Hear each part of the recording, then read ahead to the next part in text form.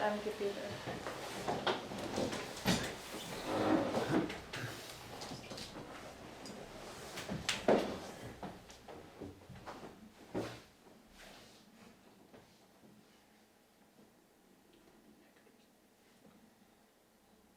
Dear Heavenly Father, Lieber himmlischer Vater, we want to thank you for this new day of life. wir wollen dir danken für den neuen Tag des Lebens. Please help us to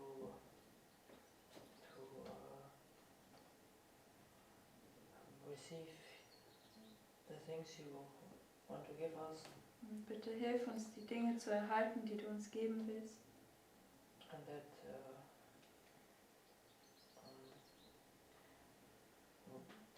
we can be healed from all our infirmities. Und dass wir von all unseren Schwachheiten geheilt werden können. In Jesus' name, In Jesu Namen. amen. Amen.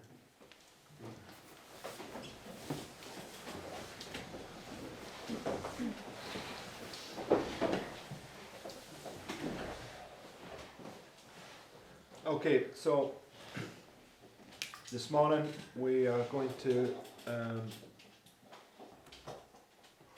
go through the book of Daniel, Heute Morgen wollen wir durch das Buch Daniel gehen.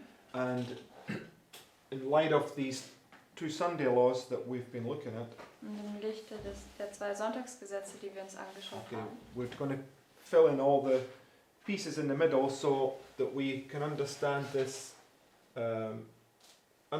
structure that we've got here correctly. Und da werden wir alle Stücke in der Mitte zusammenbringen, damit wir diese Struktur, die wir hier haben, richtig verstehen können. Okay, so when we bring all these chapters line upon line together, they should confirm and strengthen what we know, right? Wenn wir all diese Kapitel zusammenbringen, dann sollen sie bestätigen und bestärken, was wir schon wissen.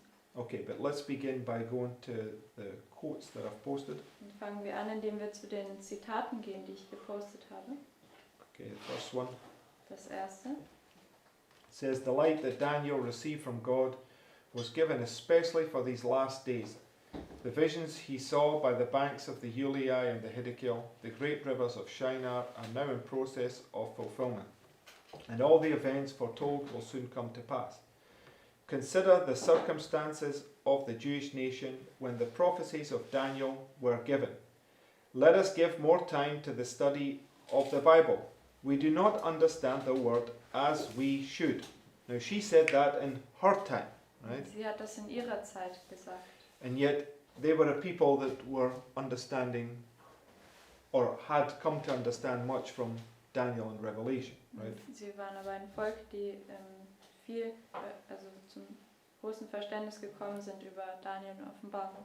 And the church today, or when I say the church, I mean the recognized Seventh-day Adventist church, Und die Gemeinde heute, also was ich damit meine, ist die anerkannte 7-Tags-Adventisten-Gemeinde.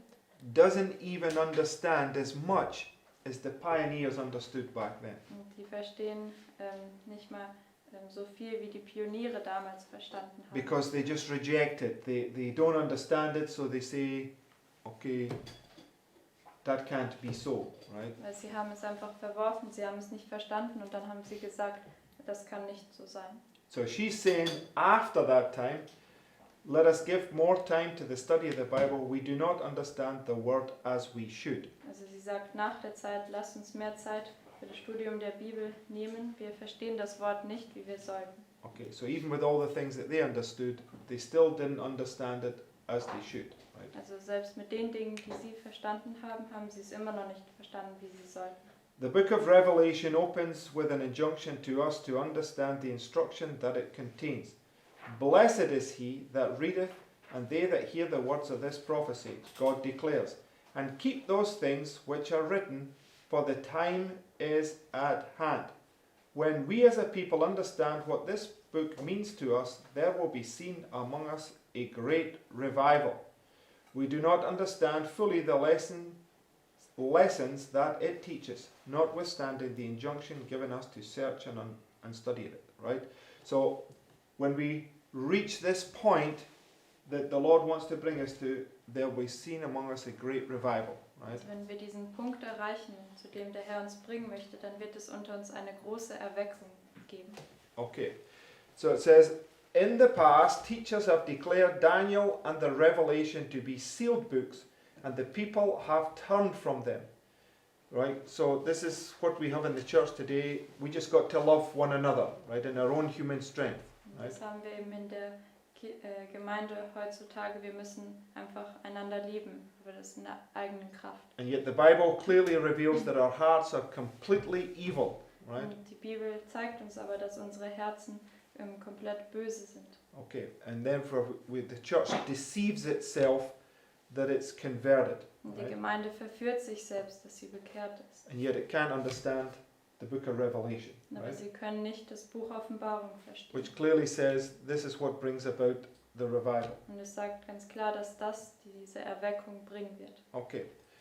It says, the veil, whose apparent mystery has kept many from lifting it, God's own hand has withdrawn from these portions of his word. The very name Revelation contradicts the statement that it is a sealed book. Revelation means that something of importance is revealed. The truths of this book are addressed to those living in these last days. We are standing with the veil removed in the holy place of sacred things. So when does the Lord remove the veil? Wann nimmt der Herr den Vorhang weg? The revelation, right? Bei der Offenbarung. We are not to stand without. We are to enter, not with careless, irreverent thoughts, not with impetuous footsteps, but with reverence and godly fear. We are nearing the time when the prophecies of the book of Revelation are to be fulfilled. We have the commandments of God and the testimony of Jesus Christ, which is the spirit of prophecy. Priceless gems are to be found in the Word of God. Those who search this Word should keep the mind clear. Never should they indulge in perverted appetite in eating or drinking. If they do this, the brain will be confused. They will be unable to bear the strain of digging deep to find out the meaning of those things which relate to the closing scenes of this earth's history. When the books of Daniel and Revelation are better understood, believers will have an entirely different religious experience. They will be given such glimpses of the open gates of heaven that heart and mind will be impressed with the character that all must develop in order to realize the blessedness which is to be the reward of the pure in heart. Okay? So when those gates are opened, what do we see? Wenn diese Tore geöffnet sind, was können wir sehen?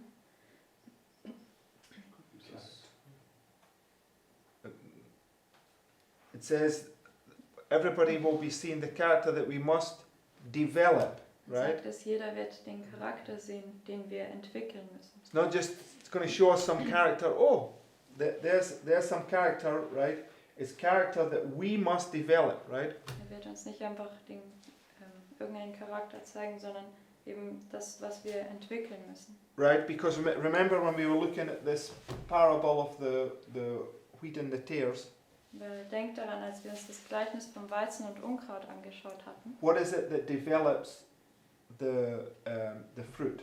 Was ist das, was die Frucht entwickelt?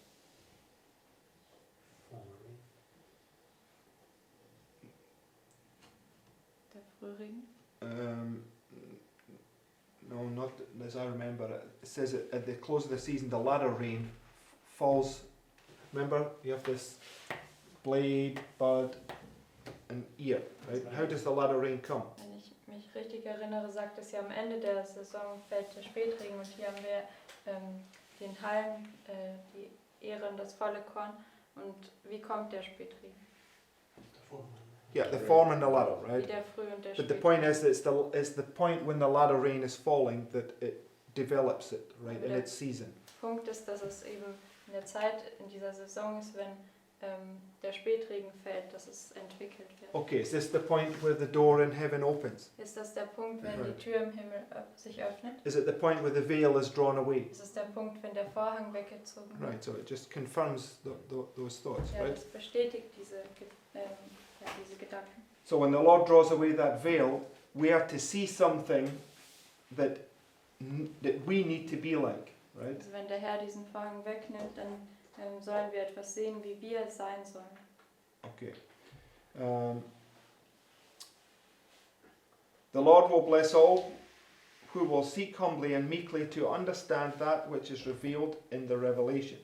This book contains so much that is large with immortality and full of glory, that all who read and search it earnestly receive the blessing to those that hear the words of this prophecy and keep those things which are written therein.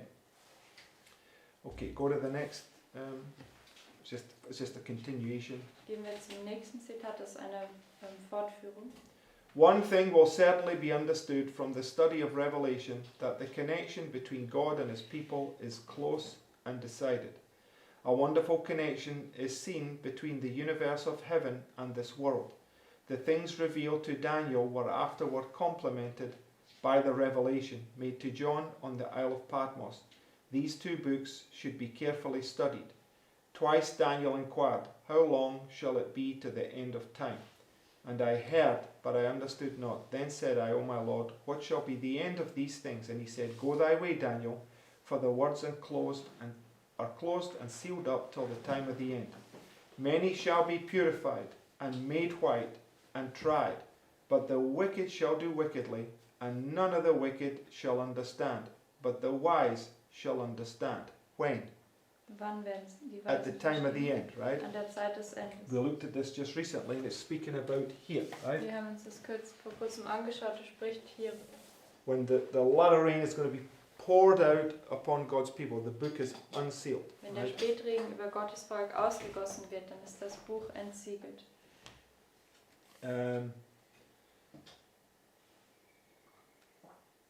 But go thy way, Daniel, till the end be, for thou shalt rest and stand in thy lot at the end of days. It was the Lion of the tribe of Judah who unsealed the book and gave to John the revelation of what should be in these last days.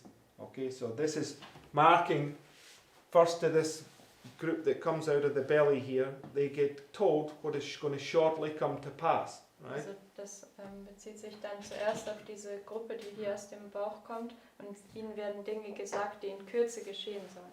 But in order to understand that, you have to first see the revelation, right? Und damit du das verstehen kannst, musst du zuerst die Offenbarung sehen. Because there's these two revelations. The first one reveals the character of Christ, humbles you to dust, and now you're able to receive the full understanding of the events for the last days, right? Weil es gibt eben zwei Offenbarungen. Die erste zeigt dir Gottes Charakter und demütigt dich in den Staub, und dann bist du in der Lage, diese volle Offenbarung zu erhalten von den Ereignissen, die in den letzten Tagen geschehen sollen.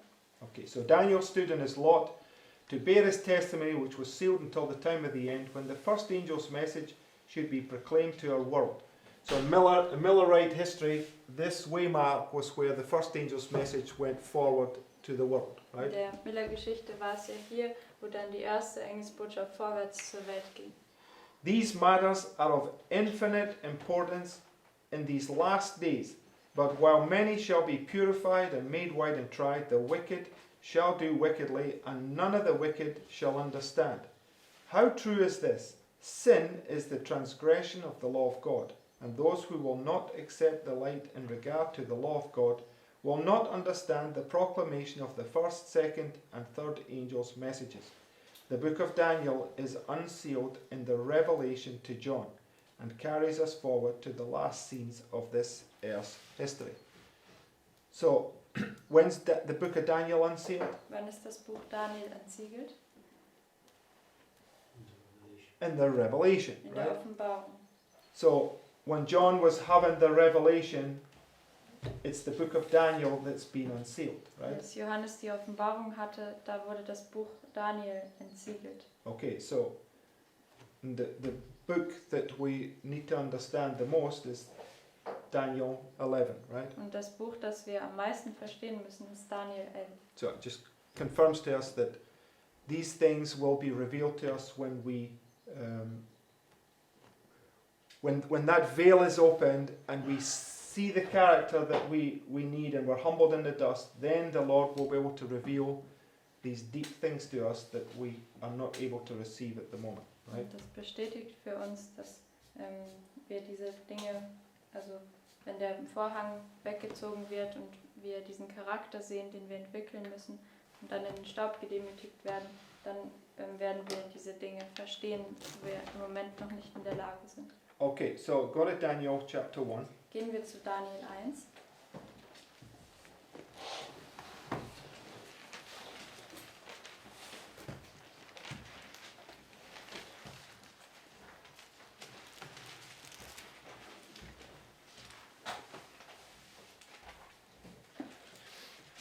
Okay, so we were looking at this a couple of days ago.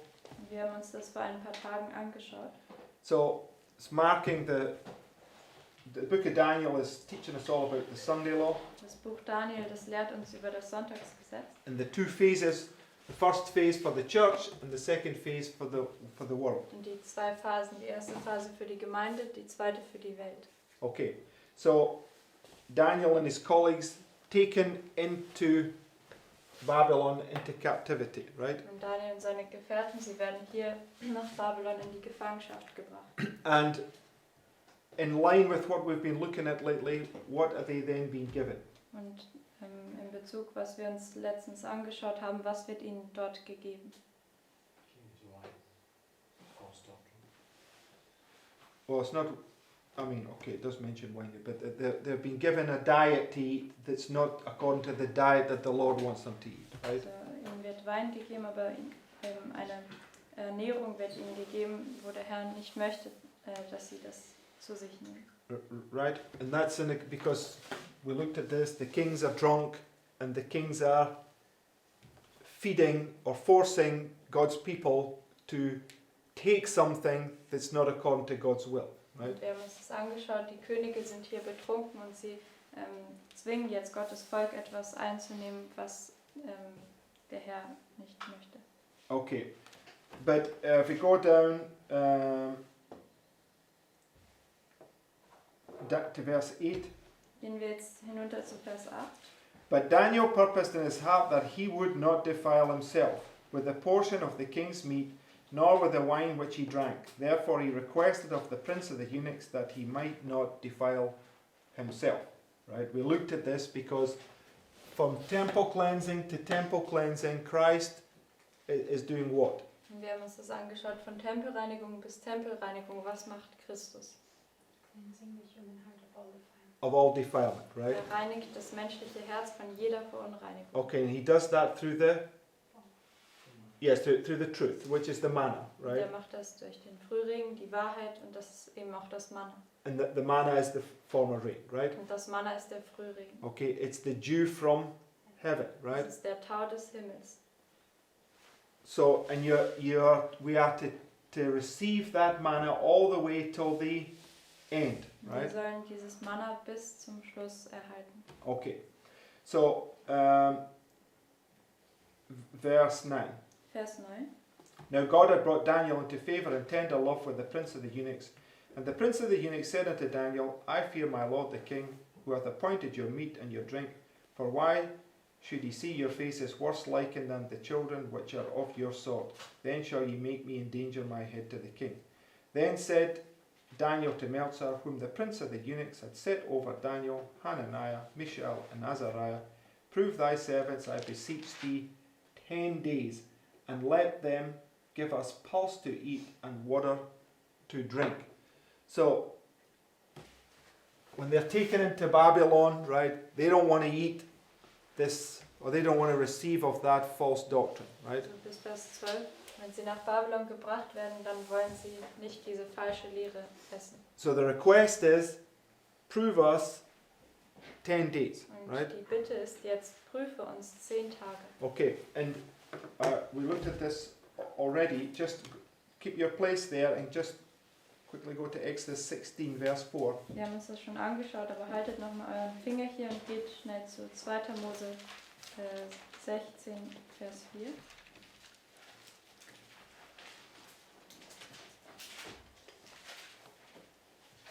Okay, Then said the Lord unto Moses, Behold, I will rain bread from heaven for you, and the people shall go out and gather a certain rate every day, that I may prove them whether they will walk in my law or not. Right? So the Lord's going to prove them whether they walk in the law. Right? Also der Herr wird sie prüfen, ob sie in seinem Gesetz wandeln. Okay, and Daniel asking him to give him an alternative diet than the Babylonians want to give them, right? Und der Herr erbittet ihn, dass er eine alternative Ernährung essen kann, im Gegensatz zu der babylonischen Ernährung. Because he believes God's promise, right? Weil er Gottes Verheißung glaubt. That if he eats the manna, right, then the Lord's promise is sure, right? Dass wenn er das Manna isst, dann ist die Verheißung des Herrn sicher. Okay. And in line with that, just go to Numbers 14. Und in Bezug darauf gehen wir zu 4. Mose 14. Now, because he says, prove me now 10 days, right? Er sagt, prüfe mich jetzt 10 Tage. And what is 10? Because the 10 days is symbolic, right? Und diese 10 Tage ist ja symbolisch. So what is the number 10 a symbol of? Also für was steht die Nummer 10 symbolisch? A test, right? Ein Test. Okay, so go to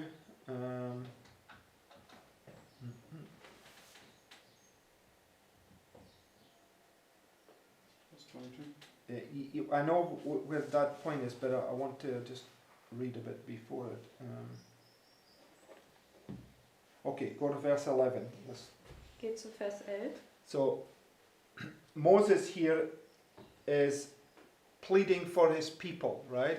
Also Mose fleht jetzt für sein Volk. So where would that take us? Wohin würde uns das bringen?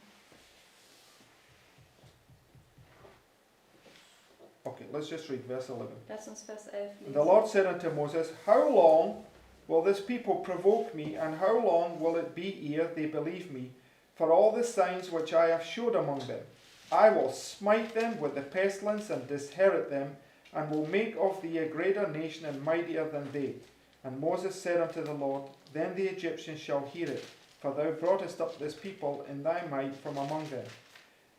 And they will tell it to the inhabitants of this land, for they have heard that thou, Lord, art among this people, that thou, Lord, art seen face to face, and that thy cloud standeth over them, and that thou goest before them by daytime in a pillar of cloud, and in a pillar of fire by night.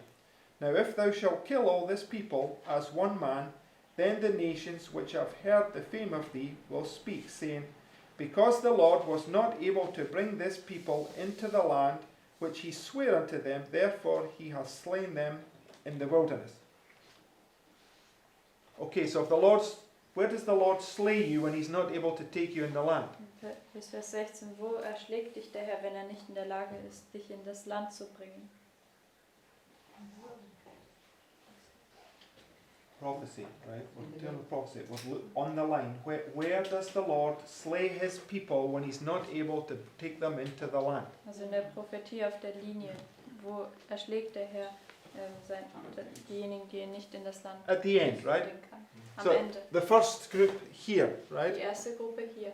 So, and what is this point here? The end of for the first group. Und von was ist dieser Punkt das Ende für die erste Gruppe?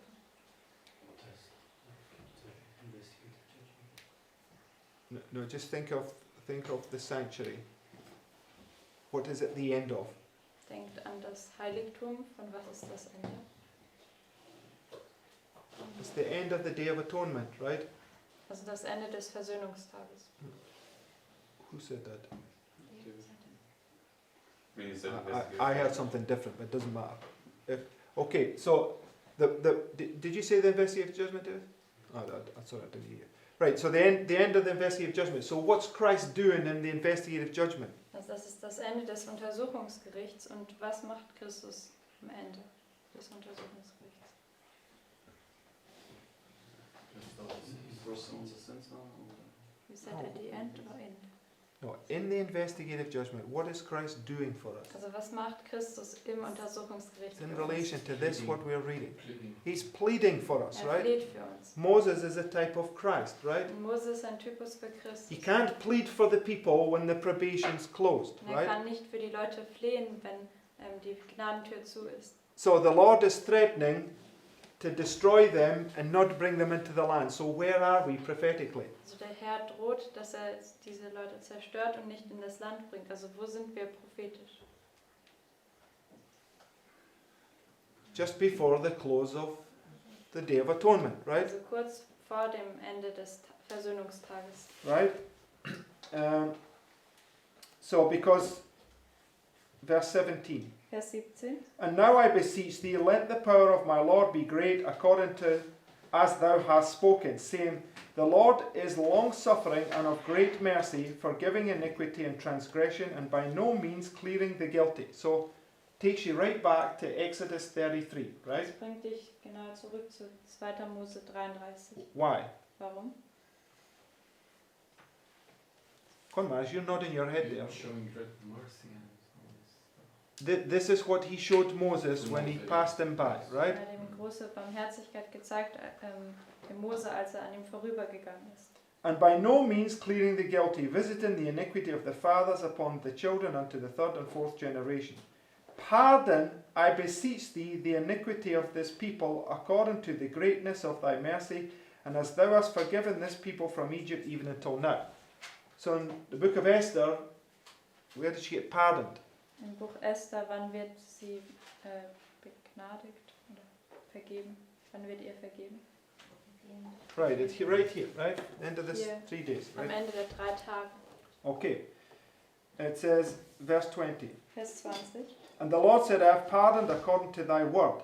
But as truly as I live, all the earth shall be filled with the glory of the Lord. Because all these men which have seen my glory and my miracles which I did in Egypt and in the wilderness, and have tempted me now these 10 times, and have not hearkened to my voice, surely they shall not see the land which I swear unto their fathers, neither shall any of them that provoked me see it. How many times did they tempt him? Vers 23. Wie oft haben sie ihn versucht? 10 times, 10 right? And so when Daniel says, prove me these 10 days, it's a symbol, Wenn right? Daniel sagt, prüfe mich diese 10 Tage, dann ist es ein Symbol. And he's to gather the manna, Und er right? soll das Manna sammeln. The manna is the dew. Und das Right. Manna ist der Tau. And the dew, according to Exodus 16, comes until when? Und der Tau gemäß 2. Mose 16 kommt bis wann? The sun rises. The what, sorry?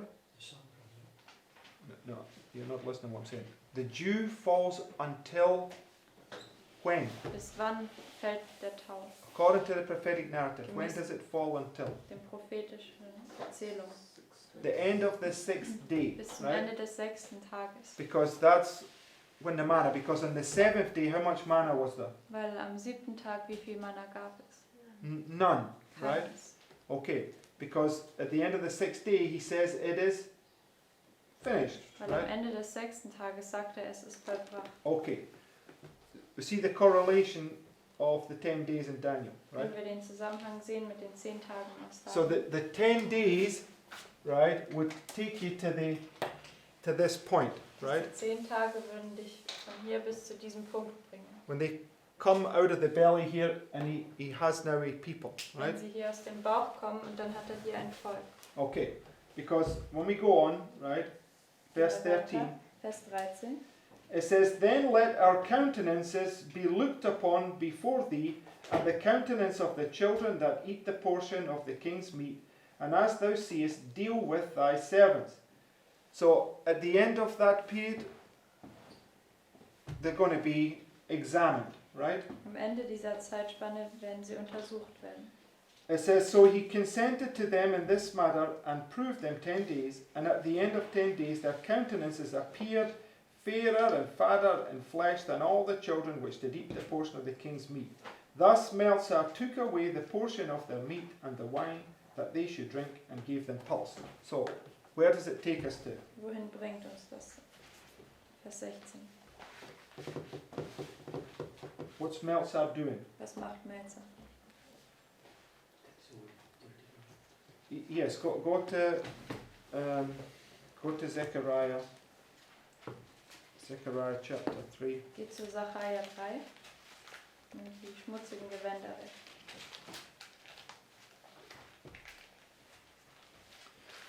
And Zechariah chapter 3 is the same point in time, it's the end of these 10 days. In Sacharja 3, das ist derselbe Zeitpunkt, das ist das Ende dieser 10 Tage. It's right at the end of the Day of Atonement for this first group. Das ist genau am Ende des Versöhnungstages für die erste Gruppe. And he showed me Joshua the high priest standing before the angel of the Lord, and Satan standing at his right hand to resist him. And the Lord said unto Satan, The Lord rebuke thee, O Satan. Even the Lord that hath chosen Jerusalem rebuke thee. Is not this a brand plucked out of the fire? Now Joshua was clothed with filthy garments, and stood before the angel. And he answered and spake unto those that stood before him, saying, Take away the filthy garments from him. And unto him he said, Behold, I have caused thine iniquity to pass from thee, and I will clothe thee with a change of raiment. Okay? So when you go back to Daniel 1, Also wenn ihr jetzt zurück zu Daniel 1 geht, verse 16, Vers 16, who then is Melzar wer ist dann Melzer? in symbolical? Symbolisch. Remember, the kings are playing a role that they know not. Denkt Right? daran, die Könige spielen eine Rolle, von der sie nichts wissen. What role is Melzar playing? Welche Rolle spielt Right, he's playing Melzar? Christ, right? Christus? Christus. Thus Melzar took away the portion of their meat and the wine that they should drink, and gave them pulse. So he takes away the filthy garments and gives them a righteous garment, right? Also nimmt diese schmutzigen Gewänder weg und gibt ihnen gerechte Gewänder. Okay. Can I ask a- Maybe that's a bit too detailed, but in Zechariah 3, Christ says it would be the four cherubims, right? To those that stand by to take them away, and then like they are the ones taking it away. Would that be? Yes. So, die Frage war in Sacharja 3, da sagt er zu denen, die daneben standen, dass sie das wegnehmen sollen. Und ist Melzer dann die 4 Cherubim? Maybe you have a point. Let's have a look at that. Just give me a line.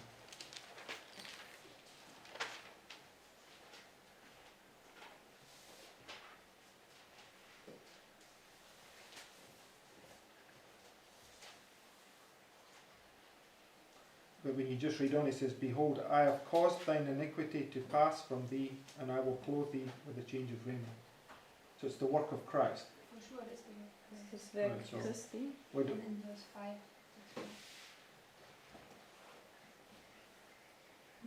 So they said it there might have been. Yes. But whether you don't argue who's physically doing it, I mean, I don't think it matters, but Melzar is representing the work of Christ and taking away this thing. That's the point that's being made, right? Also wer das physisch macht, ist jetzt nicht so wichtig, sondern es ist einfach das Werk Christi, was Melzer hier tut. Okay, so thus Melzar took away the portion of their meat, which is something evil, right?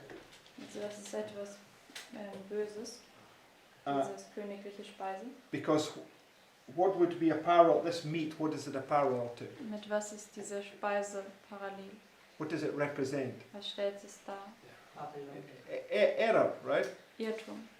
So error never sanctifies. Und Irrtum heiligt niemals. So you have to have all the error removed from you, Du right? musst den ganzen Irrtum von dir weggenommen haben. Right? You must be a clean vessel. Und du musst ein reines Gefäß sein. So, thus Melzar took away the portion of their meat and the wine that they should drink, and gave them pulse. And the pulse is the pure doctrine of heaven, right?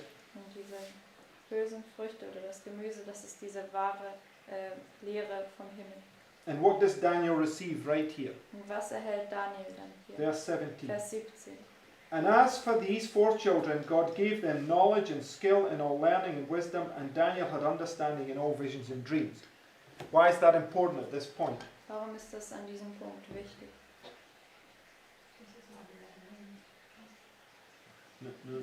I'm not asking what it is, but I'm saying why is it important at this time that he receives that? Warum ist es wichtig zu dieser Zeit? Yes, because he's going to stand before the king and tell him what's about to come to pass. Weil Right? wird vor dem König stehen und ihm sagen, was dabei ist zu geschehen. So, because here we've got it marked, Daniel and Joseph are standing here, right? Hier haben wir es markiert, Daniel und Josef stehen hier. Right, and let's just confirm this point. Go to Genesis 41. Und lass uns diesen Punkt bestätigen. Gehen wir zu 1. Mose 41.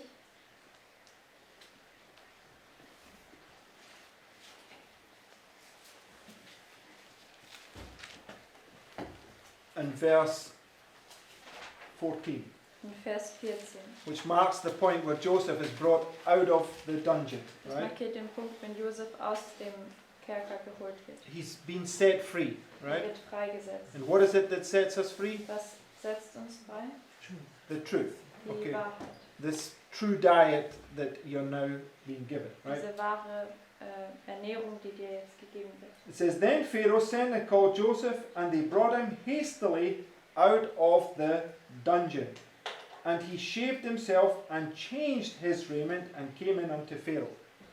So he took one set of raiment off and put another set of raiment on.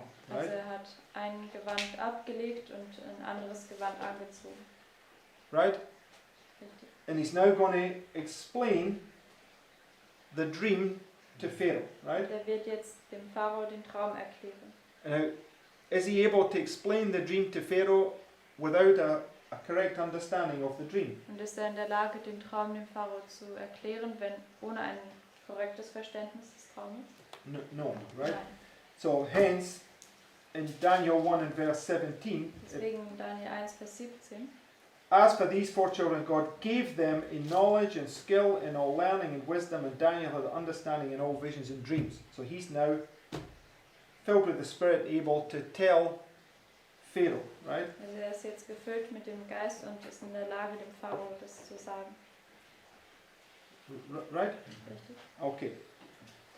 And then the very next thing, it brings you to the next waymark in verse 18, Und right? das nächste, das bringt uns zur nächsten Wegmarke in Vers 18. It says, Now at the end of the days that the king had said he should bring them in, then the prince of the eunuchs brought them in before Nebuchadnezzar. And the king came in with them, and among them all was found none like Daniel, Hananiah, Mishael, and Azariah. Therefore stood they before the king. And in all matters of wisdom and understanding that the king inquired of them, he found them 10 times better than all the magicians and astrologers that were in all Israel. And Daniel continued even to the first year of King Cyrus. Right? So it brings you down to the end there, right? The end of the 3 years. Das bringt dich dann hier zum Ende, das Ende der 3 Jahre.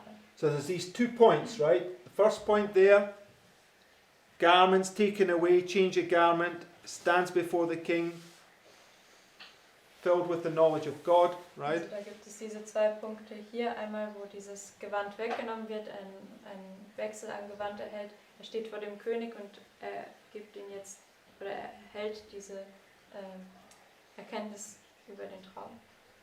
And then at the end, when you again stand before the king and you're found 10 times better, right? Und dann am Ende, wenn du wieder vor den König stehst und du 10-mal besser erfunden wirst. And the difference is at the end, you now become King of Kings, Und right? der Unterschied hier am Ende ist dann, dass du zum König der Könige wirst. Right? So this is in relation to this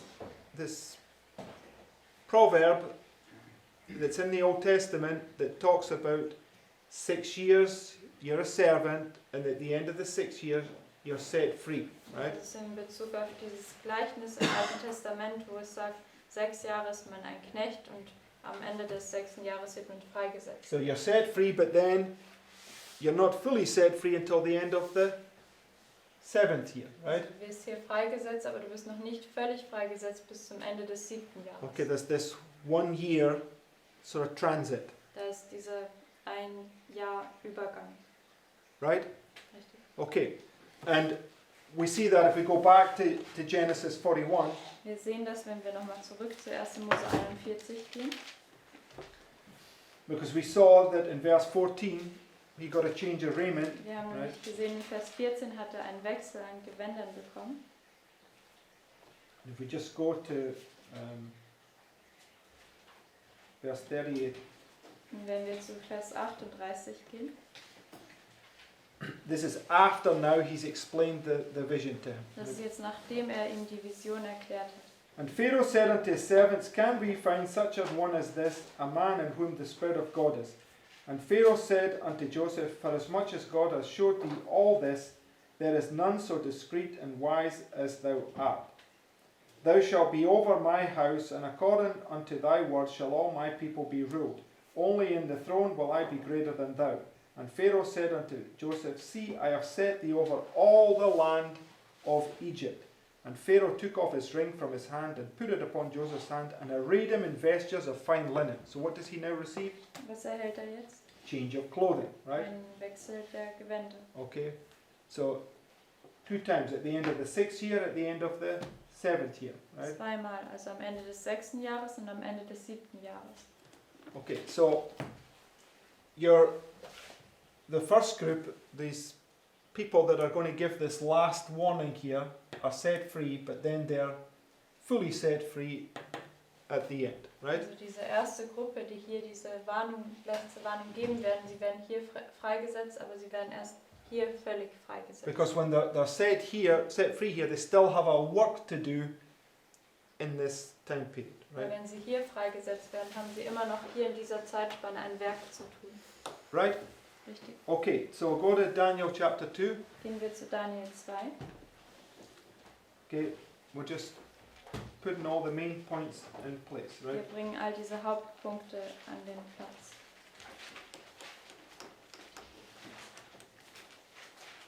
Because if we understand our structure correctly, then everything will fit into place like a jigsaw puzzle, right? Wenn wir die Struktur richtig verstehen, dann wird alles reinpassen wie in einem Puzzle. Okay, so Daniel 2 verse 1. Daniel 2, Vers 1. And in the 2nd year of the reign of Nebuchadnezzar, Nebuchadnezzar dreamed dreams wherewith the spirit was troubled and his sleep brake from him. And the king commanded to call the magicians and the astrologers and the sorcerers and the Chaldeans for to show the king his dreams, so they came and stood before the king. So we see this illustration how many times in the Bible? Wie oft in der Bibel kann man diese Darstellung sehen?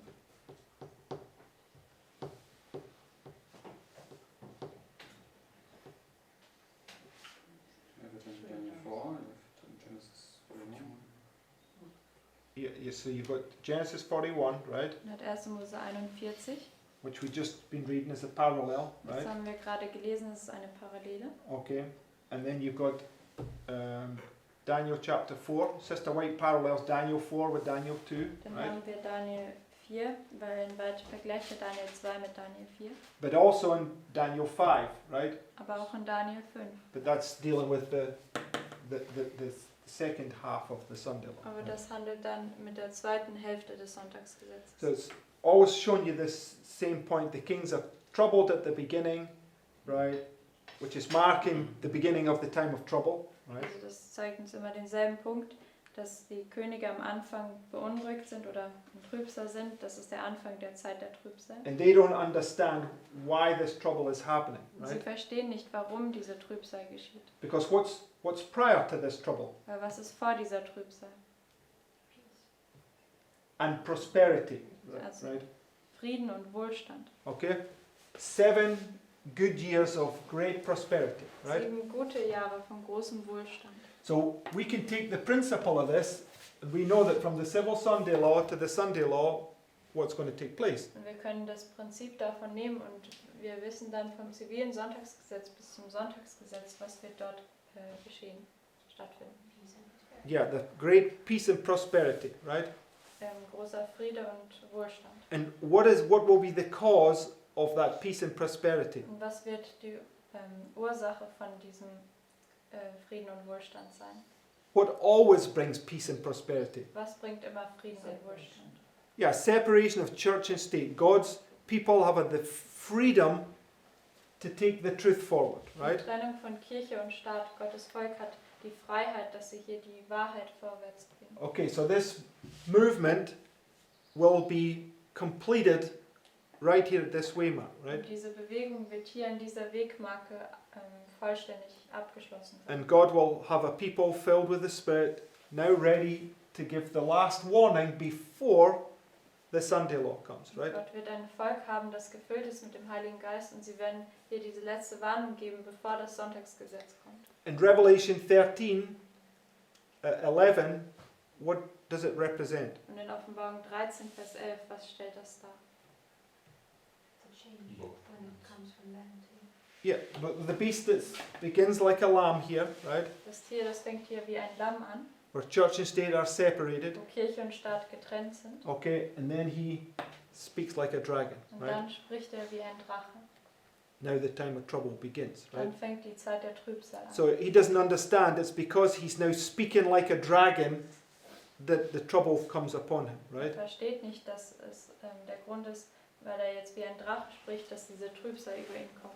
Okay, national apostasy brings Nationaler Abfall bringt national ruin, right? nationalen Ruin. So instead of going to the right source, he goes to the wrong source to ask them, why is all this trouble coming? Und Right. anstatt dass er zur richtigen Quelle geht, geht er eben zur falschen Quelle und fragt, warum kommt jetzt all diese Trübsal. Okay, so back to verse 2. Gehen wir zurück zu Vers 2.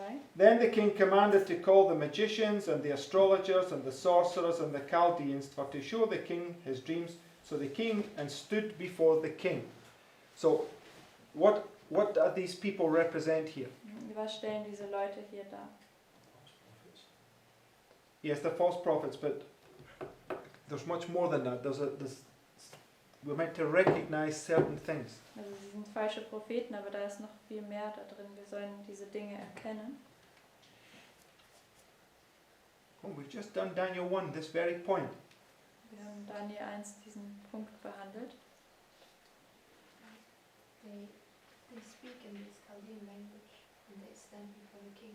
Okay, that's the point. They stand before the king. What does that represent? Sie stehen vor dem König. Was stellt das dar? Come on, what's the whole point of the book of Daniel chapter 1? What were they to do? Das ist der ganze Punkt vom Daniel Kapitel 1. Was sollten sie tun? Stand before the king, Vor right? dem König zu stehen.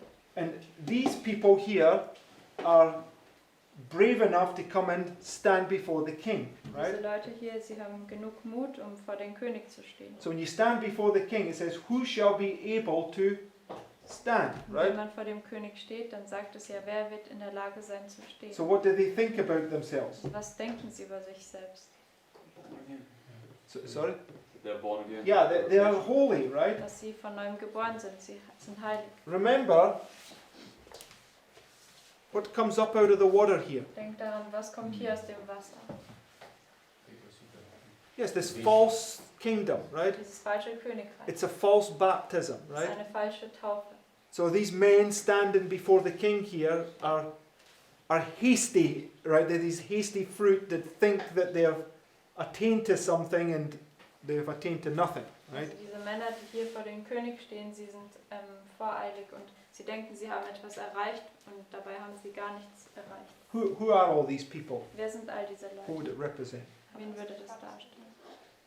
Yes, predominantly apostate Protestantism, but all the people that are not, that are of false religion, basically, right? Also vor allem den abgefallenen Protestanten, aber all diese Leute mit einer falschen Religion. There's also all these people that read the stars and all these garbage that they feed the kings with, right? Also auch all die Leute, die die Sterne lesen und diesen ganzen Müll eigentlich dem König weitergeben.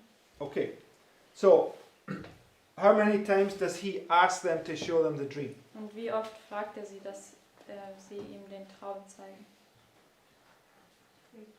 3 times, right? 3-mal. So you have this, let's put it here, 1,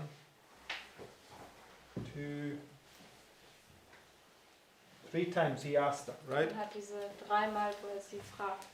Okay, and just go down to verse 9 to the 3rd time. Geht jetzt zu Vers 9, zu dem 3. Mal. It says, But if you will not make known unto me the dream, there is but one decree for you, for ye have prepared lying and corrupt words to speak before me, till the time be changed. Therefore tell me the dream, and I shall know that ye can show me the interpretation thereof. The Chaldeans answered before the king and said, There is not a man upon the earth that can show the king's matter. Therefore There is no king, lord, nor ruler that asks such things at any magician or astrologer or Chaldean.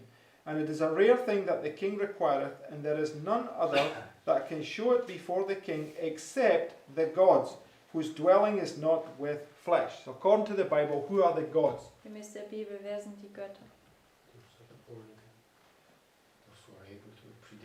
Yes, not necessarily that point. Those that are able to tell the end from the beginning, Die in right? der Lage sind, das Ende von Anfang an zu erzählen. Okay. Oder vorzusagen. But I'm not disagreeing with what you're saying, but it's just specifically the Bible tells us it's those that are able to tell the end from the beginning, Also right? die Bibel sagt das sehr spezifisch, dass es diejenigen sind, die das Ende von Anfang an Is it vorsagen können. 41. Das ist in Jesaja 41. Yes. Psalm 41, verse 23. So verse. Sorry. It's in Isaiah 41, right? It's in Isaiah 41. That's true, but I think it's in. Das ist auch in Jesaja I think 41. it's Psalm 41 where he says, "Did I not say ye are gods?" Or is it Psalm 82? Das ist in Okay. Psalm 82. I've got a bunch of verses marked here for it, but it doesn't matter at this point, right? So, verse 12. Vers 12. For this cause the king was angry and very furious and commanded to destroy the wise men of Babylon. So the third time he asked them, they're not able to tell him. What does the king do? Und das dritte Mal, wo sie ihn fragen, da sind sie nicht in der Lage, ihm das zu sagen. Und was macht dann der König? Makes the decree to stay. Yes, he makes it. It says, for this cause the king was very angry and furious, right? Er sagt, deswegen war der König sehr zornig und ja, erzürnt. Okay. It's important that we see that, right? It's marking when the king gets angry, right? Es ist wichtig, dass wir das sehen. Das ist der Punkt, wo der König zornig wird. Okay, and then he makes this decree, right? Und dann macht er dieses Dekret. So it brings you to the third time. Now you have this death decree. Jetzt bringt er es uns zum dritten Mal und dann macht er dieses Todesdekret. Okay, and king is angry. Und der König ist zornig. Okay, so verse 13. Vers And 13. the decree went forth that the wise men should be slain, and they sought Daniel and his fellows to be slain. Then Daniel answered with counsel and wisdom to Arioch, the captain of the king's guard, which was gone forth to slay the wise men of Babylon. He answered and said to Arioch, the king's captain, why is the decree so hasty from the king? Then Arioch made the thing known to Daniel. Then Daniel went in desire of the king that he would give him time and that he would show the king the interpretation. So what do we now have? Was haben wir jetzt? Prophetically, what do we now have? Prophetisch. Was haben wir jetzt? No, that's not the point we're looking at here. Daniel went in desire of the king that he would give him what? Time, right? Er hat gebeten, dass er Zeit erhält. So there's a period of time given from when the decree goes until they're going to implement the decree, Es right? gibt eine Zeitspanne von dem, wo das Dekret gemacht wird und bis sie das Dekret dann umsetzen. Okay, so when Luther stood before the emperor, what did he ask him for? Als Luther vor dem Kaiser stand, um was hat er gebeten? He asked him for time, Er hat right? um Zeit gebeten. Sister White said he was very wise to do that, Und Ellen right? White sagt, er war sehr weise, das zu tun. Okay, and it gave him time to spend in prayer and basically to humble himself before the Lord so that the Lord would be his guide and support in that time, right? Und das hat ihm dann Zeit gegeben, dass er beten konnte und sich vor dem Herrn demütigen konnte, dass der Herr sein Führung und Unterstützung in dieser Zeit sein konnte. So, what did Daniel and his colleagues do in that time? Was haben Daniel und seine Gefährten in dieser Zeit getan? Verse 17. Vers 17. Then Daniel went to his house and made the thing known to Hananiah, Mishael, and Azariah, his companions, that they would desire mercies of the God of heaven concerning this secret, that Daniel and his fellows should not perish. So, what are they asking the Lord for? Und was bitten sie den Herrn? For mercy, right? Gnade. And the mercy is where he reveals the secret. Und die Right. Gnade ist, wenn das Geheimnis offenbart. Okay, and if they have the secret revealed to them, they won't perish. Und wenn ihnen das Geheimnis offenbart wird, dann werden sie nicht vergehen. Right? Okay, so what did they do? Was haben sie getan? They humbled themselves before the Lord and they're praying, right? Sie haben sich vor den Herrn gedemütigt und gebetet. So in this period of time, there's this humbling, seeking after the Lord for his mercy, right? Also in dieser Zeitspanne der Zeit, dort demütigen sie sich vor Gott und bitten um Gnade und suchen den Herrn. Right? So just remind us, go now to Ezekiel 16. Um uns zu erinnern, gehen wir zu Hesekiel 16. Because Ezekiel 16 gives us the understanding of that experience that Daniel and his colleagues are going through, Weil right? Hesekiel 16 gibt uns ein Verständnis über diese Erfahrung, durch die Daniel und seine Gefährten durchgehen.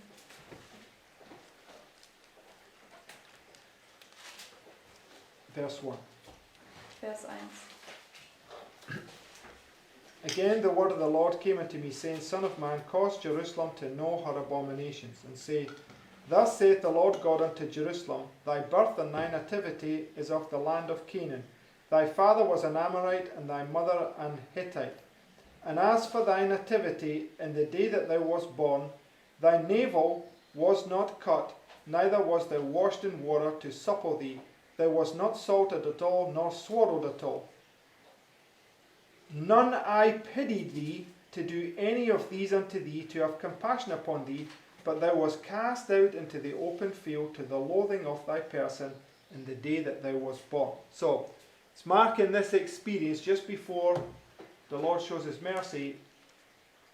Everybody hates you, you're cast out, you're about to perish, right? Bis Vers 5, das markiert dann diese Erfahrung, kurz bevor du geboren bist, dass dich jeder hasst und du wirst hinausgeworfen und dabei umzukommen. Okay, and then it says, verse 6, Vers 6. And when I passed by thee, and saw thee polluted in thine own blood, I said unto thee, when thou was in thy blood, live. Yea, I said unto thee, when thou was in thy blood, live. Right? So the Lord passes by, right? And it's this time of love, right? Der Herr zieht vorüber und es ist diese Zeit der Liebe. So just go to Exodus 33. Geht zu Exodus 2. Mose 33.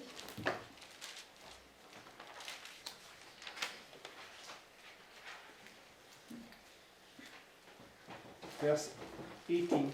Vers 18.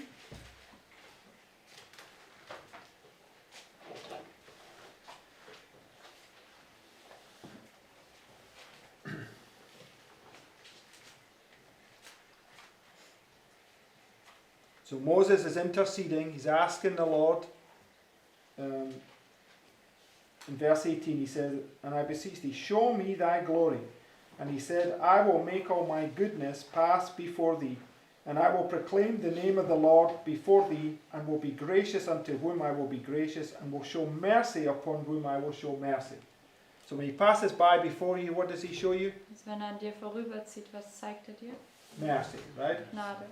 Right? So we in Isaiah, when the veil lifted, the Lord passed by before him, Und right? in Jesaja, als der Vorhang weggezogen wurde, ist der Herr an ihm vorübergezogen. And he showed him his glory, Und er hat right? ihm seine Herrlichkeit gezeigt. And it revealed things in himself that brought him to be humbled in the dust. Und das Right? hat Dinge in ihm selbst offenbart, die ihn dazu geführt haben, in den Staub gedemütigt zu werden. Right? Richtig? Okay. So we go back to Daniel 2 Gehen wir zurück zu Daniel 2, to verse 18. zu Vers 18.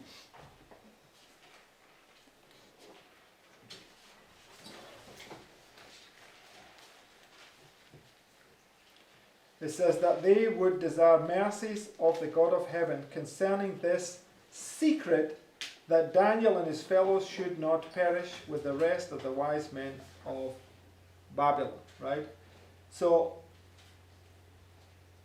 the Lord, when you find this mercy from the Lord reveals his secret to you. Right? Also wenn du Gnade erhältst vom Herrn, dann offenbart dir der Herr dieses Geheimnis. Okay?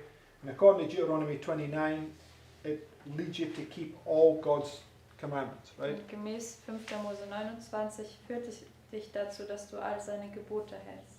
Okay, verse 20. Vers 20. Daniel answered and said, Blessed be the name of God forever and ever, for wisdom and might are his. And he changeth the times and seasons, he removeth kings and setteth up kings, he giveth wisdom unto the wise and knowledge to them that know understanding. He revealeth the deep and secret things. So the deep and secret things is the revelation, right? Die tiefen und geheimen Dinge ist die Offenbarung. He knoweth what is in the darkness, and the light dwelleth with him. I thank thee and praise thee, O God of my fathers, who hast given me wisdom and might, and hast made known unto me now what we desired of thee. For thou hast now made known unto us the king's matter. So what is the secret? Was ist das Geheimnis? Yeah, the secret is the revelation of how God sets up kings and takes down kings, right? Also die Sache des Königs, also das Geheimnis ist diese Offenbarung darüber, wie Gott Könige einsetzt und Könige absetzt. Okay. Therefore Daniel went in unto Arioch, whom the king had ordained to destroy the wise men of Babylon. He went and said thus unto him, Destroy not the wise men of Babylon, bring me in before the king, and I will show unto the king the interpretation. Right? So now, Daniel's at this point, right, and he stands before the king. Das ist Vers 24. Daniel ist jetzt an diesem Punkt und er steht jetzt vor dem König. It says, Then Arioch brought in Daniel before the king in haste. Right? And we see this word all the time, right? This hastiness at each one of these waymarks. Und diese Eile, dieses Wort sehen wir an vielen, also oftmals diese different. Each one of these waymarks. An jeder dieser Wegmarken kann man das sehen. Okay, so because he says, why is the decree so hasty, Weil right? er fragt hier, warum ist das Dekret so eilig? Okay, and then there's a hasty here, there's a hasty here, and there's a hasty here at the end, Und right? es gibt ein eilig hier, ein eilig hier und hier auch am Ende. Okay, they obviously got some meaning I haven't yet worked out exactly, but it's there. Und es hat irgendeine Bedeutung, also wir wissen nicht warum, aber das ist auf jeden Fall da. Then Arioch brought in Daniel before the king in haste and said thus unto him, I have found a man of the captives of Judah that will make known unto us the king the interpretation.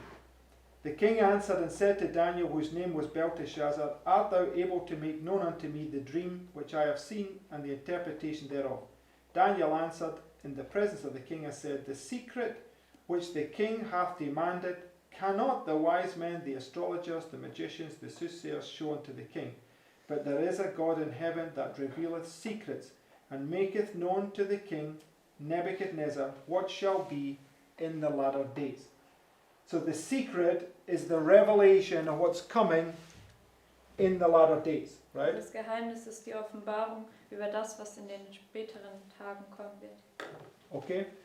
And thy dream and thy visions of thy head upon thy bed are these.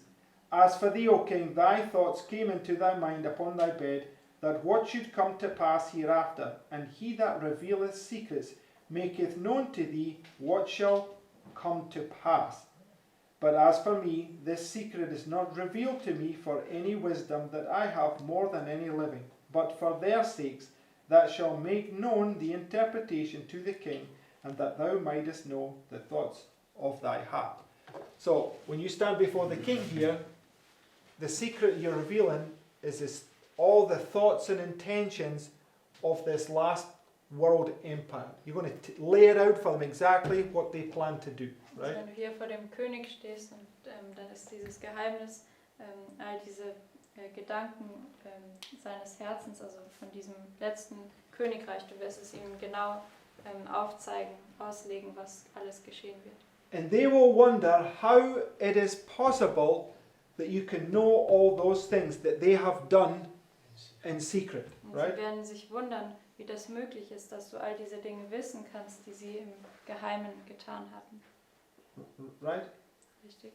So, and it's by doing this, right? This is how you show that you're these gods with a small g, Und right? indem du das tust, wirst du zeigen, dass du diese Götter mit kleinem G bist. Okay, and if you just, because Daniel and Revelation is one book, right? Und Daniel und Offenbarung ist ja ein Buch. So I'll go to the book of Revelation, Geht chapter zum 1. Buch Offenbarung, Kapitel 1.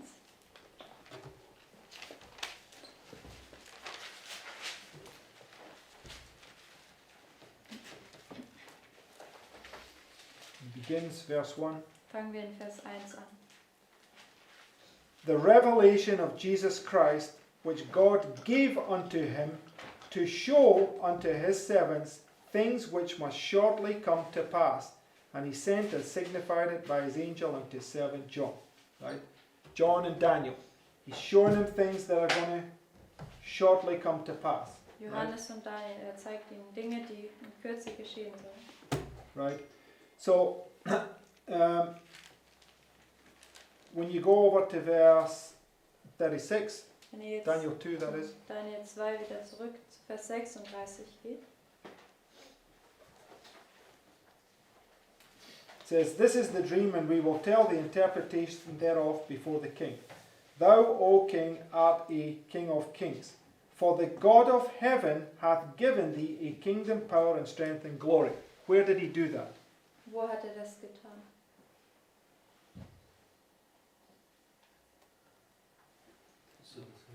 At the Sunday law, right? Am Sonntagsgesetz. So he allows him here to be this king of kings in his stead, right? Er erlaubt jetzt, dass er dieser König der Könige an seiner Stelle ist. Romans 13. Römer 13. God sets up kings and takes down kings, Gott right? setzt Könige ein und setzt Könige ab. So even though it's a counterfeit, he's illustrating a work that is sanctified by God.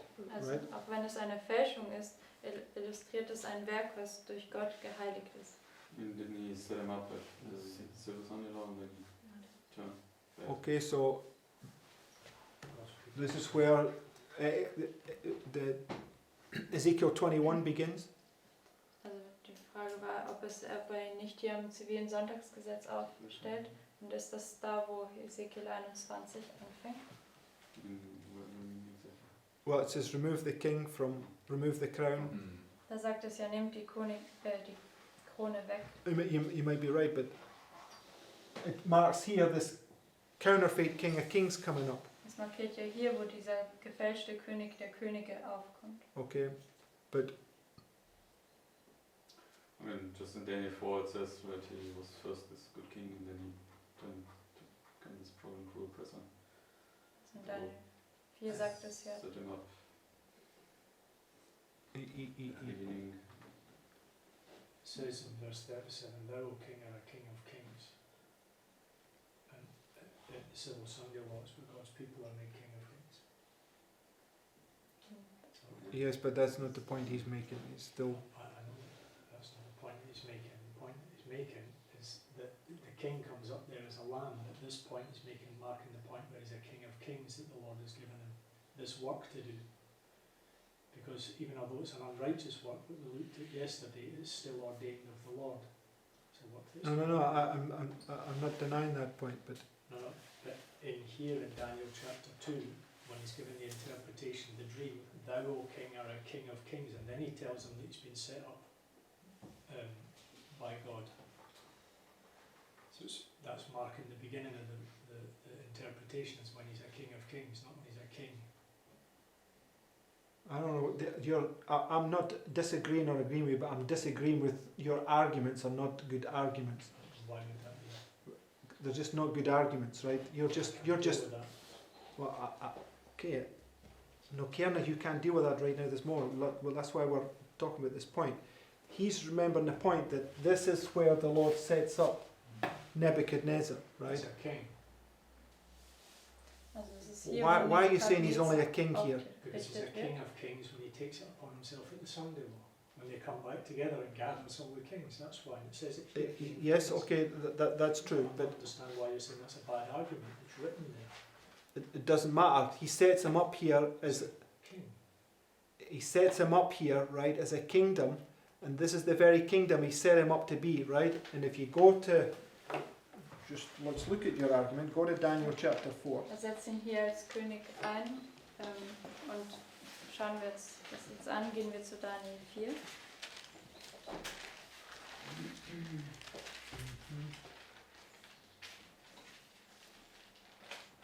Vers 10. Vers 10. Oder im Deutschen ist es Vers 7. It says, Thus were the visions of mine head in my bed, and I saw and behold a tree in the midst of the earth, and the height thereof was great. The tree grew and was strong, and the height thereof reached unto heaven, and the sight thereof to the end of all the earth. The leaves thereof were fair, and the fruits thereof much, and in it was meat for all. The beasts of the field had shadow under it, and the fowls of the heaven dwelt in the boughs thereof, and all flesh was fed of it. Right? So, it starts off that he sees the tree, and then the tree grows. Right? Also es fängt an, dass den Baum sieht und dann wächst der Baum. Okay, and it tells you there in verse 12, Und in Vers 12 sagt es, the leaves thereof were fair, and the fruit thereof much, and in it was meat for all. The beasts of the field had shadow under it, the fowls of the heaven dwelt in the boughs thereof, and all flesh was fed of it. Okay, so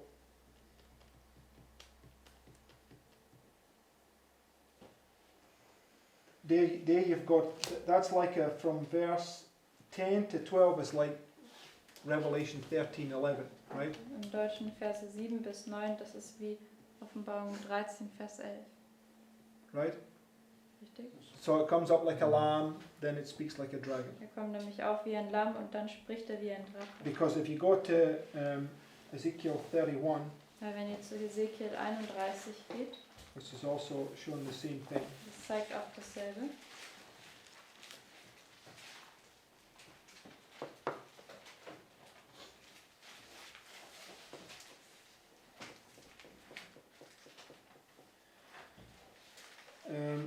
verse 2.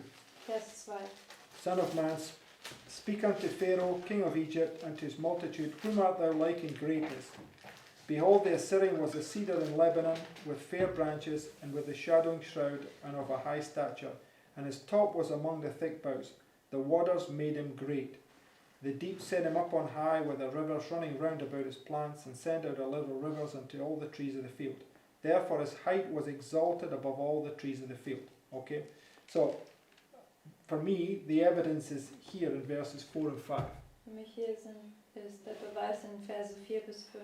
Because it says, verse 4, the waters made him great, Das right? sagt in Vers 4, die Wasser haben ihn groß gemacht. So he's planted by the waters, and then those waters make him great. Also er wird an den Wassern gepflanzt und die Wasser machen ihn groß. And when he's great, it says in verse 5, therefore his height was exalted above all the trees of the field. Und wenn er groß ist, dann sagt es, seine Höhe wurde erhöht über alle Bäume des Feldes. Right? Richtig. So just go to Daniel chapter 8. Und geht zu Daniel 8.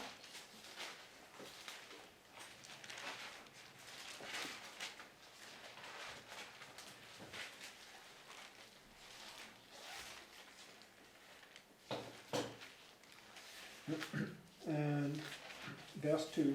Vers 2. And I saw in a vision, and it came to pass when I saw that I was at Shushan in the palace, which is in the province of Elam, and I saw in a vision, and I was by the river of Ulai.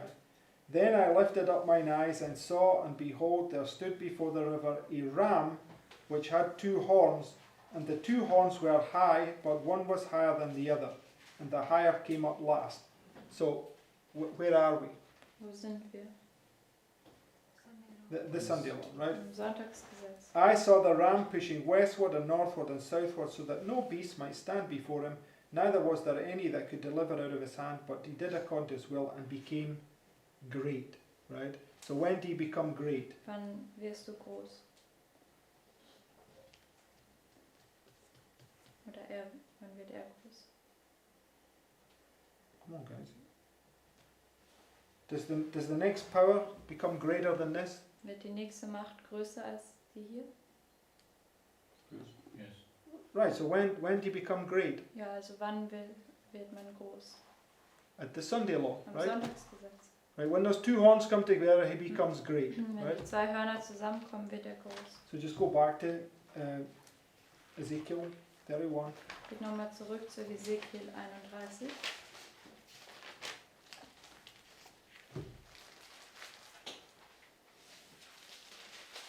And this tree here is the same tree that's in Daniel chapter 4, right? Dieser Baum ist derselbe wie auch in Daniel 4. So it says, verse 4, the waters made him great. So it's at the Sunday law, right? Die Wasser machten ihn groß, das ist am Sonntagsgesetz. The deep set him up on high, with the rivers running round about his plants, and set out his little rivers unto all the trees of the field. Therefore his height was exalted above all the trees of the field. So when's he exalted above all the trees of the field? Wann wird er erhöht über alle Bäume des Feldes? At the Sunday law, Am Sonntagsgesetz. right? Richtig. Right? That's in agreement with what I'm saying. You're not listening to what I'm saying. I said I'm not disagreeing with or So agreeing. that's bad arguments. No, I'm saying they're bad arguments what you're saying because you're not using the Bible to explain itself. You're just making... The point is, if you want to prove something, you have to go to the Bible to prove it, right? So I'm in agreement with what you're saying. I'm not in agreement with what he's saying. I'm just in disagreement with your arguments you're making. That's the Sunday law's the point where he's a king of kings. No, I'm not arguing that point. That's not... I'll say it again. I'm not in disagreement, neither am I in agreement with you. I'm in disagreement with the means that you use to prove your argument. That's what the point I'm making. If you want to prove your argument, you need to go to the Bible and you need to show why it's that point, right? And why it's not there at the beginning. Also wenn man ein Argument macht, dann muss man ja zur Bibel gehen und sagen, warum es diesen Punkt ist und nicht am Anfang. Because that's the point he's making. I don't disagree with you. Of course, we need to go to the Bible to prove things, but we've stuck all this. It's like there. All I'm saying is we've already studied out. It's there where the king takes off his robe, takes off his ring, gives it to Daniel, gives it to Joseph. So therefore, he's no longer a king of kings. You're exalted to a king of kings, and he's then a king of kings when he exalts himself again at the Sunday law and brings them together. We've proven all that from the Bible. No, I'm not going go to this Bible verse and go to this Bible verse. I'm making a summary as to why it's there. And you're telling me that's bad arguments. I didn't make any arguments in that sense that you're saying go to this Bible verse and go to that Bible verse. I'm just summarising why it's there and why it's not there. And these things over the last days we've studied these things. Okay, but when somebody's making an argument against that, you need to go to the Bible to prove your point. Or not.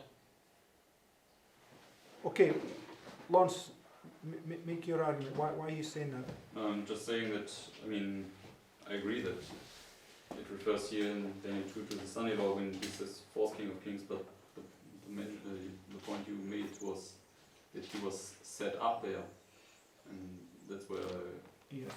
wanted to disagree with it, because he's set up at the beginning, the civil Sunday law, but then he becomes. Yeah, but I didn't use the word set up. I just read here, thou art a king of kings. But you're saying that he's set up as a king of kings from the beginning. No, I mean, you said that he was set up there, so that's what I picked on. But Okay, I maybe I did use that language, but I mean, you know what I mean by that. The point is that he's given this title King of Kings there because in Revelation 17 shows us this point, right? Also wird hier aufgerichtet, aber hier bekommt diesen Titel von König der Könige. Und In fact, we're running out of time. Just let's finish on this point. Go to Revelation 13. So it's verse 37 when it says, the Lord God of heaven hath given thee a kingdom. That was the words that he used. And once he made the point, he was given the kingdom at the civil Sunday law. Right? But if you read verse 38, it's when he's this head of gold and all the beasts of the field are under him when the tree is great. So Yes. it's not at the Sunday, the civil. Yes. I mean, I think we also need to consider, because Sister White, she has this quote, right? And maybe you can Just wait a minute before you go there. Just go to Revelation 13. Also wir wollen jetzt nochmal kurz zu Offenbarung 13 gehen.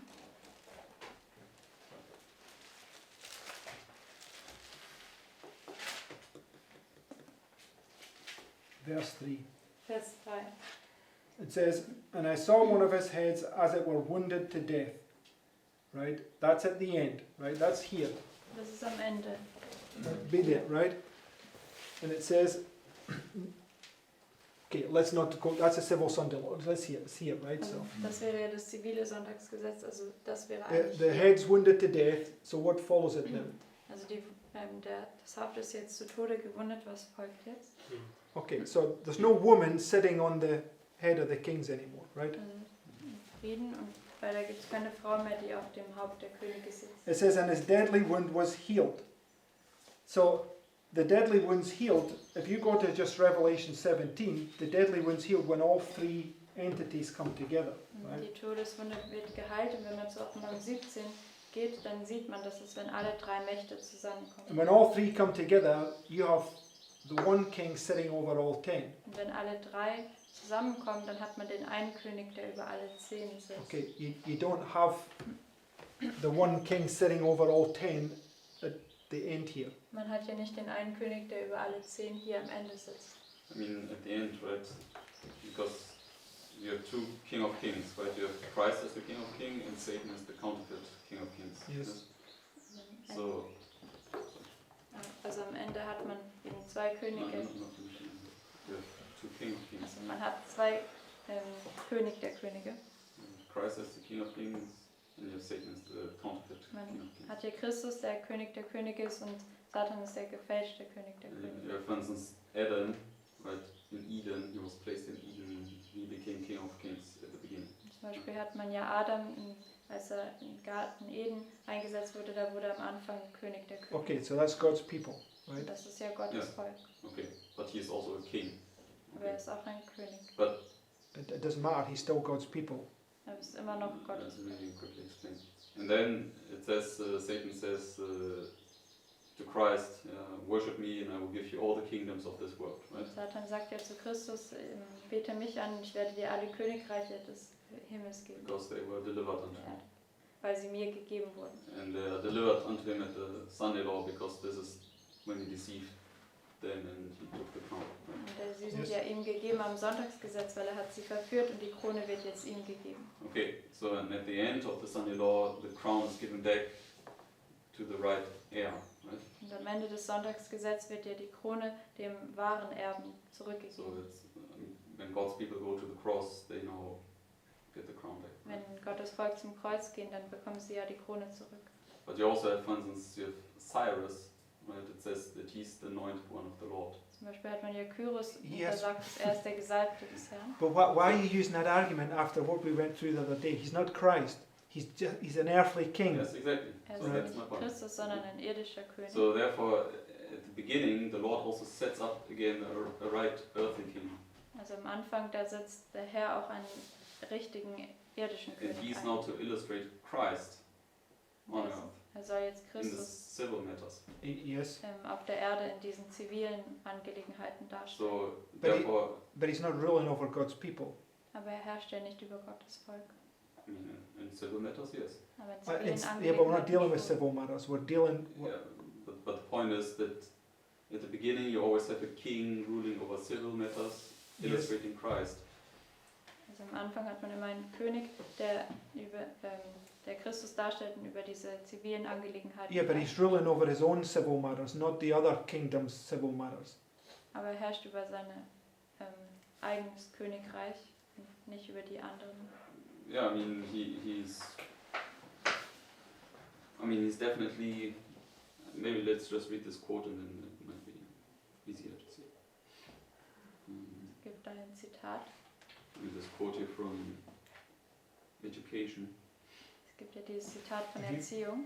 You have to quick long swing out of time.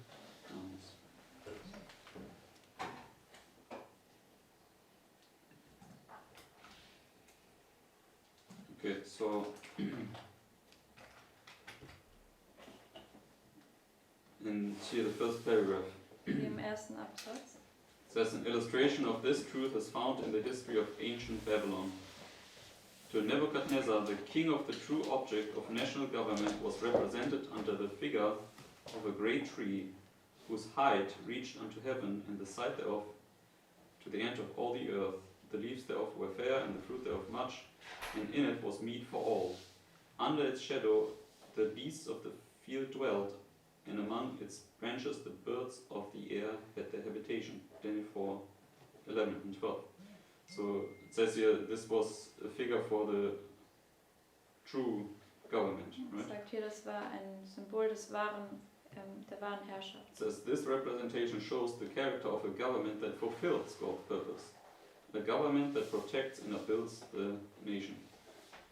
So it says that when all these beasts of the field, Yes, but you read the next sentence. it says God exalted Babylon that it might fulfill this purpose. Okay, there's the key. God exalted it from the moment that it might fulfill this purpose, but when it gets to this point, he doesn't fulfill this purpose, he fulfills a different purpose. That's the point. Gott erhöht Yes. Babylon, dass es Changes. diesen Zweck erfüllt, aber wenn sie zu dem Punkt kommt, dann erfüllt es nicht mehr den Zweck, sondern einen anderen.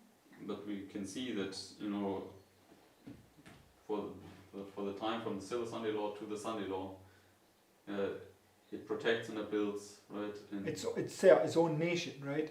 I will make America great again, Wir right? können sehen, dass vom zivilen Sonntagsgesetz bis zum Sonntagsgesetz da erfüllt es diesen Zweck für seine eigene Nation. Ich But werde he wants to Amerika make groß it machen. a nation that's going to rule over all nations, Er right? will es ja zu einer Nation machen, die über alle Nationen herrscht. Okay, so in the sense that it will not so much rule over all nations, but it will take care. It will be a nation that will bless and help all the other nations of the earth, right? In dem Sinne nicht, dass es über alle herrscht, sondern sich sorgt um alle und segnet. Right. So God exalted Babylon that it might fulfill this purpose. Gott Right. hat Babylon erhöht, dass sie diesen Zweck erfüllen mögen. So he exalts him until he reaches this point. He becomes a head of gold. Er Right. erhöht ihn, bis er diesen Punkt erreicht und dann wird er zum Haupt aus Yes. Gold. And how would you understand then Ezra chapter 1? I mean, You mean when because he's setting them free, right? It's at the end, right? Wie würde man Esra 1 verstehen? Weil Das es ist ist ja am Ende, wenn er sie freisetzt. and he's an emperor there, right? Yes, Yes, but ein that's Kaiser. Nebuchadnezzar then when he humbles himself. He sets them free, right? Nebukadnezar ist ja hier, wo er sich demütigt, da setzt er sie frei. He's now been humbled for this time period, Er right? ist jetzt in dieser Zeitspanne gedemütigt. Yes. But what I mean is he's also illustrated as an emperor there, so in the sense that he's ruling over. Can't be, because dragon, beast, false prophet come together here. You would be saying that there's still an empire there. Er wird ja hier dargestellt wie ein Kaiser, aber Drachenfalscher Prophet ist ja eigentlich hier, also das kann ja nicht gleichzeitig. Because when you go to Daniel chapter 8, Rome comes out of those four horns, right? And when it's like a lamb, Rome is not ruling the world. Rome begins to help and grow, and other nations. Starts off good, but when it reaches this point where it becomes an oppressive power, Also in Daniel 8 hat man ja das heidnische Rom und das kommt dann auf und it helps other nations until it becomes an oppressive es power. hilft dann andere Nationen, bis es zu einer unterdrückerischen Macht wird. I think we should just maybe stop now because otherwise. Yes, yes. Anyway, let's close with prayer. Okay, lass uns dann mit Gebet abschließen.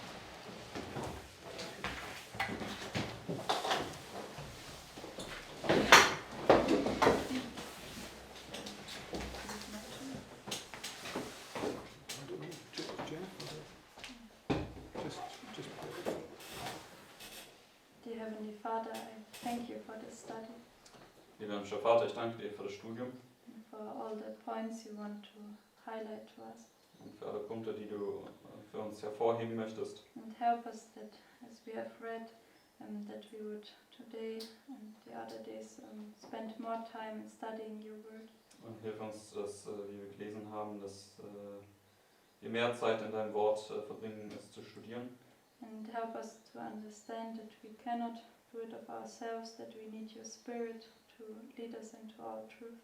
Und hilf uns auch zu verstehen, dass wir es nicht aus uns selbst heraus verstehen können, sondern dass wir deinen Geist brauchen, der uns in alle Wahrheit führt. And help us therefore to ask and to follow in the light you are giving us. Und bitte hilf uns deswegen zu bitten und in dem Licht zu folgen, was du uns gegeben hast. And give us grace today that we can stand on all the temptations and trials you will bring upon us. Und gib uns Gnade am heutigen Tag, dass wir in all den Prüfungen und Versuchungen bestehen können, die du über uns heute bringen wirst. In Jesus' name, amen. In Jesu Namen. Amen. Amen.